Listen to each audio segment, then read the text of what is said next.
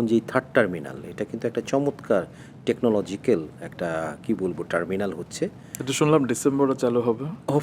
Hopefully এই সরকার চাচ্ছে এবং আমরাও সাপোর্ট দিচ্ছি এই কারণে।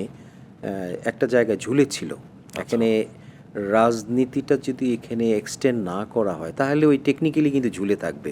পদ্ধতিগতভাবে হাঁটলে এটার অনেক ঝামেলা হবে।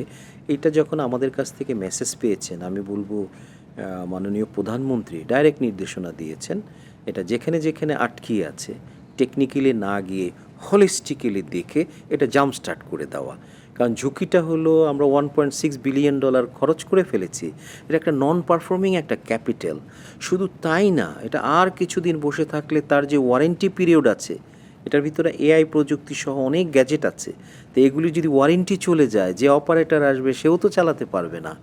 সো এই সরকার এখন যেইভাবে চাচ্ছে এবং আমরাও সাপোর্ট দিচ্ছি, কন্ট্রাক্টর আছে, কনসালটেন্ট আছে, অপারেটর নিয়োগ করতে হবে, ব্যাকগ্রাউন্ডে কাজ চলতেছে।